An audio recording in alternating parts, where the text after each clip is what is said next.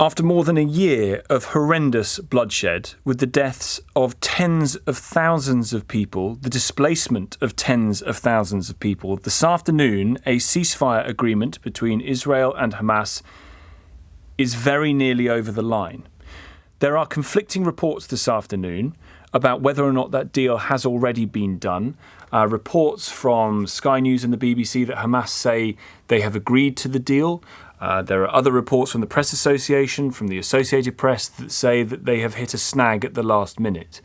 The deal would be in 3 phases. The first phase would be of 42 days, with 33 of the hostages that are held in Gaza released, some of them dead potentially, some of them alive, with hundreds of Palestinian prisoners released from Israeli jails, and humanitarian aid going into Gaza.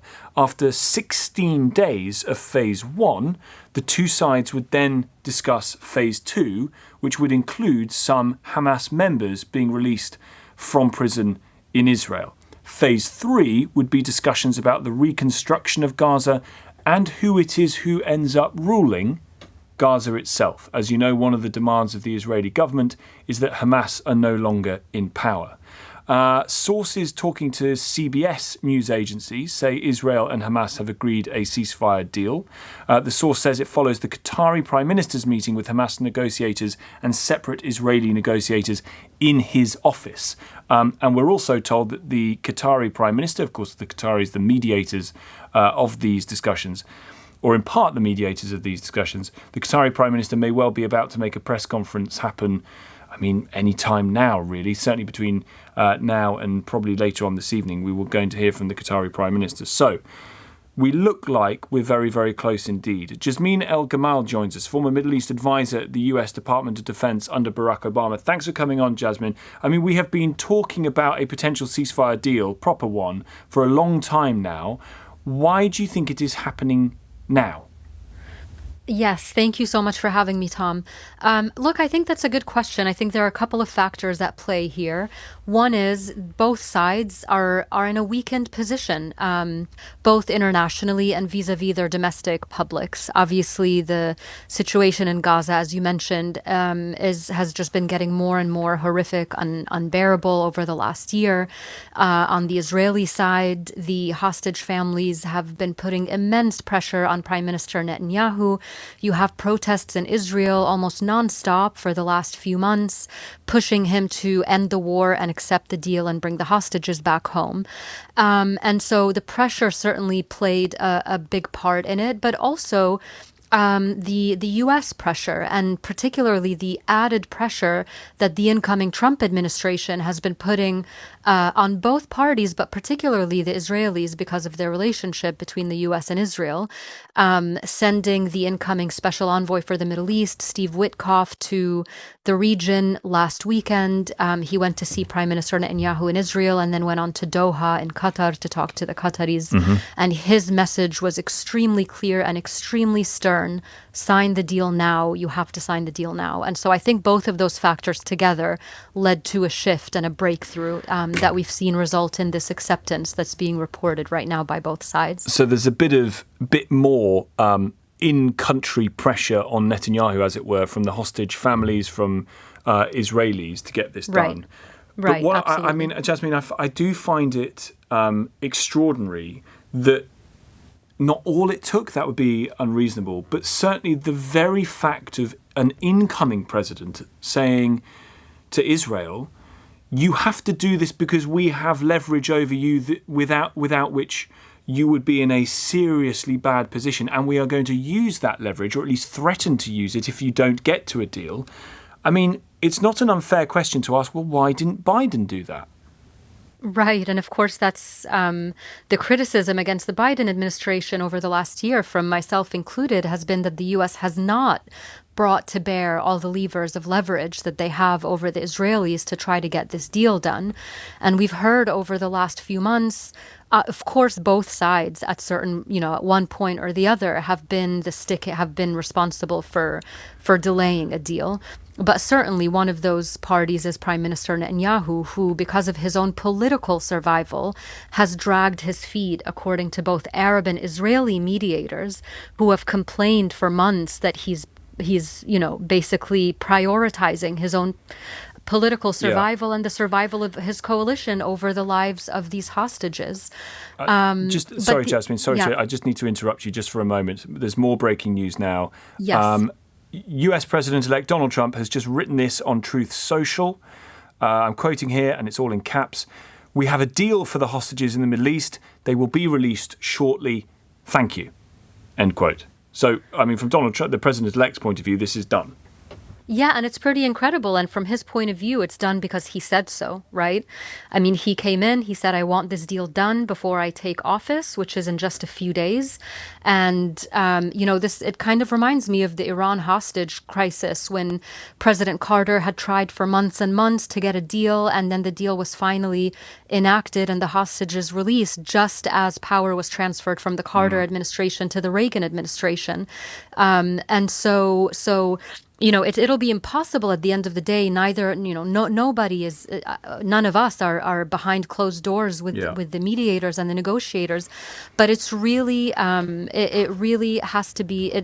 It's not just that Trump added more pressure and that's why the Israelis capitulated. So so to speak, it's also probably a strategic decision by Prime Minister Netanyahu, who knows that it would be very unwise for him to pick a fight with Donald Trump before he even gets into office. He has 4 years now where he's going to have to deal with an administration and a president that normally he thinks would be very friendly to Israel, very pro-Israel.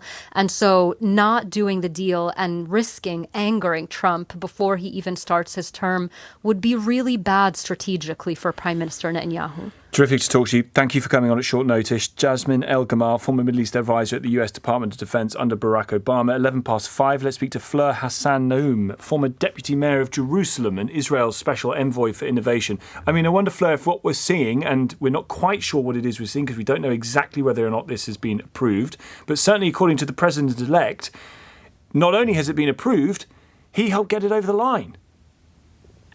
Well, I can absolutely agree with that, and I completely disagree with the analysis of your previous speaker.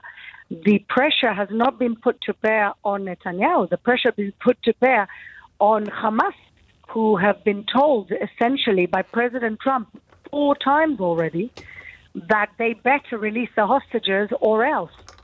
And Qatar understand that Trump can bear a lot of pressure on them as well, in order to pressurize Hamas. So I think that she's got it all wrong. Well, the pressure on Hamas was certainly put on them by the Israeli government with the year-long military offensive in Gaza itself. If that wasn't going to do it, what was the military threat from Trump that was going to push Hamas to a position where they thought they did need to release the hostages? Well, it's all a matter of perspective. Remember that last May it was Hamas that didn't agree to a deal after already almost a year of military pressure. So it didn't seem like the military pressure was what exactly was working on them. What was working on them was the daylight between America and Israel, was the fact that America was holding arms sales back from Israel. Even Antony Blinken himself admitted in a New York Times interview last week that it was that daylight that prevented Hamas from agreeing on the deal. The daylight, which I may add, that he created.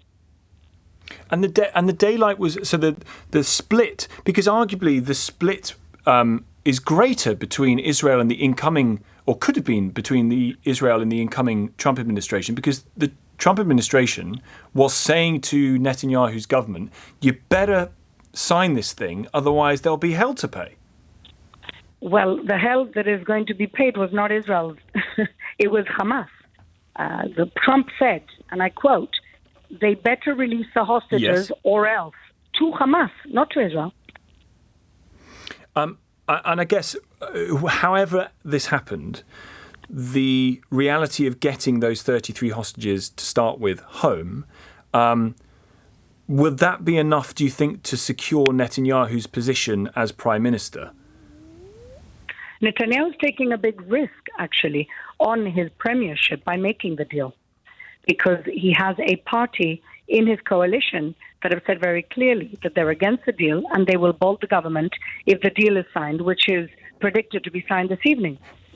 So, in fact, It's a risk to his government to sign the deal, but he's doing it because it's the right thing to do. Because people have had enough of this war, because people want their families home. Netanyahu's because of pressures. efforts in that war. Absolutely. Ultimately, Netanyahu said there were two aims to the war. And this is what the majority of the Israeli public agree with. And one is to bring the hostages home. And the second is to dismantle the genocidal regime of a Islamic Republic of Iran-funded proxy right on our borders. And has it been dismantled? But has it been dismantled? Not in Qatar, it hasn't. No, it hasn't. It hasn't been dismantled, Right, and so that he's not is achieved really his aim. the political. Well, Yeah. exactly, but that's the political pressure that I'm trying to explain to you that he has. Yeah. That the right flank of the coalition is saying, "Listen, you haven't achieved the dismantlement of Hamas, so why are you signing the deal?" Very good to talk to you. Fleur Hassan Noum, former Deputy Mayor of Jerusalem and Israel's Special Envoy for Innovation.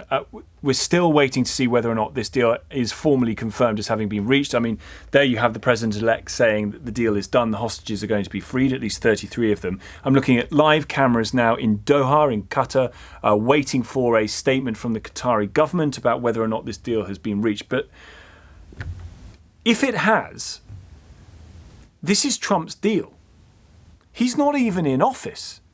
We've still got 5 days to go, and there is absolutely no doubt whether or not it was the pressure he put on Hamas or whether it was the pressure he put on Israel.